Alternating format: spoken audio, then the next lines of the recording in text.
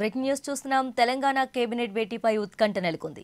ఇవాళ ఈ సమావేశం ఉంటుందా లేదా అనే అంశంపై సందిగ్ధత నెలకొంది. దేశవ్యాప్తంగా లోక్సభ ఎన్నికలు జరుగుతున్న నేపథ్యంలో ఎన్నికల కోడ్ అమలులో ఉంది. అయితే ఈ సమయంలో రాష్ట్ర మంత్రివర్గ సమావేశం నిర్వహించుకునేందుకు ఎన్నికల కమిషన్ అనుమతి తప్పనిసరి. కేబినెట్ భేటీ కోసం ఈసీ అనుమతి కోరింది రాష్ట్ర ప్రభుత్వం. అయినా ఇప్పటి వరకు అనుమతి రాలేదు.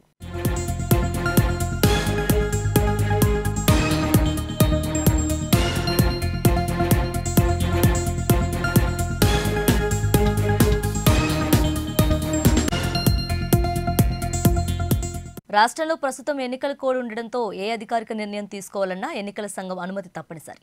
ఈసీ పర్మిషన్ ఇవ్వకపోతే అనధికారికంగా సమావేశం నిర్వహించే ఆలోచనలో ప్రభుత్వం ఉన్నట్లు తెలుస్తుంది. షెడ్యూల్ ప్రకారం ఇవాళ సాయంత్రం 4 గంటలకు కేబినెట్ భేటీ కావాల్సి ఉంది. అప్పట్లోగా ఈసీ అనుమతిస్తుందా లేదా అనే ఉత్కంఠ నెలకొంది.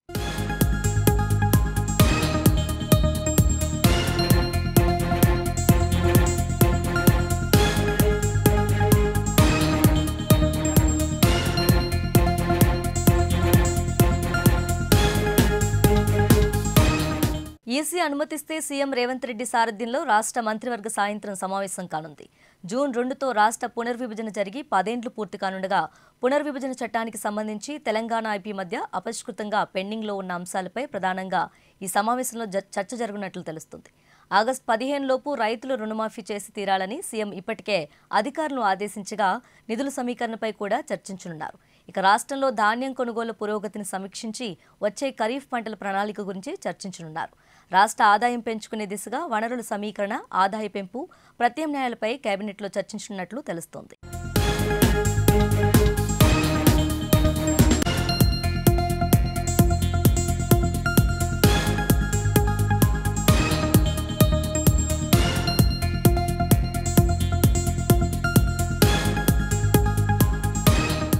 ఇక కుంగిపోయిన మేడిగడ్డ, అన్నారం బ్యారేజ్ల రిపేర్లకు సంబంధించి నేషనల్ డ్యామ్ సేఫ్టీ అథారిటీ ఇటీవలే మధ్యంతర నివేదికను సమర్పించగా నివేదికలోని సిఫారసులు తదుపరి చేపట్టాల్సిన కార్యాచరణపై కేబినెట్ భేటీలో చర్చించే అవకాశం ఉంది. జూన్ నుంచి కొత్త విద్యా సంవత్సరం మొదలు కానున్న నేపథ్యంలో స్కూల్, కాలేజీల ప్రారంభానికి ముందే అవసరమైన సన్నాహక చర్యలు చేపట్టాలని అధికారులను ఆదేశించినట్లు తెలుస్తుంది. విద్యార్థుల నమోదు, పాఠ్యపుస్తకాలు, యూనిఫామ్ల పంపిణీ తదితర అంశాలపై కూడా మంత్రివర్గ సమావేశంలో చర్చించే అవకాశం ఉంది.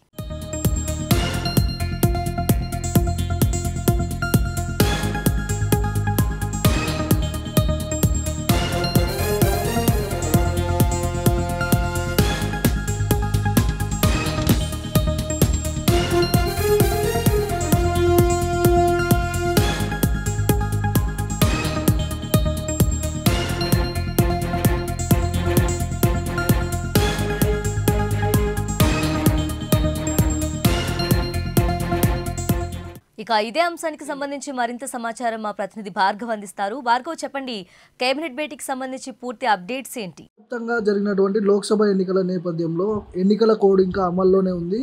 కాబట్టి రాష్ట్ర కేబినెట్ ఏదైతే ఉందో ముఖ్యమంత్రి రేవంత్ రెడ్డి, ఇతర మంత్రులందరూ కూడా కేబినెట్ సమావేశం నిర్వహించాలి. ఈరోజు రైతు రుణమాఫీ పైన, అదేవిధంగా కొన్ని అంశాల గురించి ప్రధానంగా చర్చలు జరిగే అవకాశం ఉంటుందని కూడా నిన్నటి వరకు ఒక చర్చ జరిగింది. ఈరోజు జరగాల్సినటువంటి ఏదైతే క్యాబినెట్ మీటింగ్ ఉంటుందో, సెక్రటేరియట్లో క్యాబినెట్ మీటింగ్ ఉంటుంది. రైతు రుణమాఫీపై పెద్ద ఎత్తున చర్చ జరిగే అవకాశం ఉంటుంది.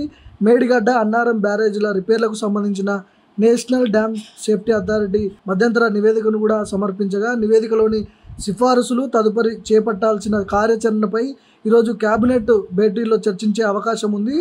జూన్ నుంచి కొత్త విద్యా సంవత్సరం మొదలు కానున్న నేపథ్యంలో స్కూల్స్, కాలేజీస్ ప్రారంభానికి ముందే అవసరమైన సన్నాహక చర్యలు చేపట్టాలని అధికారులు ఆదేశించినట్టు కూడా ముఖ్యమంత్రి ఆదేశించినట్టు కూడా తెలుస్తూ ఉంది. విద్యార్థుల నమోదు, పాఠ్యపుస్తకాలు, యూనిఫామ్లు పంపిణీ తదితర అంశాలపై కూడా చర్చ జరిగే అవకాశం ఉంది ఈ మంత్రివర్గంలో. అయితే ఎన్నికల కోడ్ ఉన్న నేపథ్యంలో ఈ క్యాబినెట్ మీటింగ్ వాయిదా పడే అవకాశం కనిపిస్తూ ఉంది. ముఖ్యంగా ఈరోజు జరగాల్సినటువంటి క్యాబినెట్ మీటింగ్కి ఖచ్చితంగా ఈసీ అనుమతి కావాలి. ఎన్నికల కమిషన్ అనుమతి ఇస్తేనే ఖచ్చితంగా ఈ క్యాబినెట్ సమావేశం జరిగే అవకాశం ఉంటుంది. కాబట్టి ఇప్పటికే రాష్ట్ర మంత్రివర్గ సమావేశం అంటే ఈసీని తప్పనిసరిగా కోరింది, పర్మిషన్ కావాలని కోరింది. కానీ ఇప్పటి వరకు కూడా ఎలాంటి అఫీషియల్గా ఎలాంటి అనౌన్స్మెంట్ రాలేదు, అంటే పర్మిషన్ కూడా లేదు. కాబట్టి క్యాబినెట్ సమావేశం ఇక్కడ పోస్ట్ పోన్ అయ్యే అవకాశం ఉంది.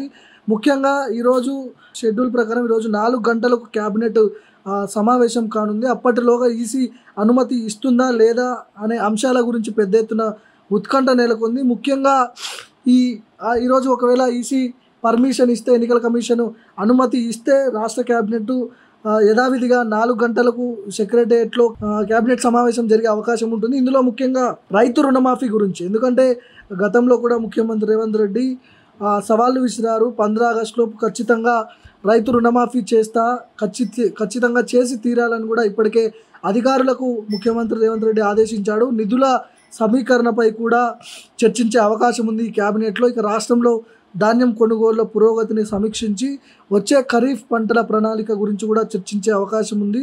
రాష్ట్ర ఆదాయం పెంచుకునే దిశగా కూడా వనరుల సమీకరణ, ఆదాయం పెంపు ప్రయత్నాలపై క్యాబినెట్లో చర్చించే అవకాశం కూడా కనిపిస్తోంది. ముఖ్యంగా ఈసీ పర్మిషన్ ఇస్తుందా లేదా, ఎన్నికల కోడ్ అమల్లో ఉంది కాబట్టి మరి ఎన్నికల కమిషన్ అనుమతి తప్పనిసరిగా ఉండాలి కాబట్టి ఒకవేళ ఎన్నికల కమిషన్ పర్మిషన్ ఇవ్వకపోతే క్యాబినెట్ సమావేశం పోస్ట్పోన్ అయ్యే అవకాశం ఉంది. లోక్సభ ఎన్నికలు అయిపోయిన తర్వాత ఇది మొట్టమొదటి క్యాబినెట్ సమావేశంగా చెప్పుకోవచ్చు.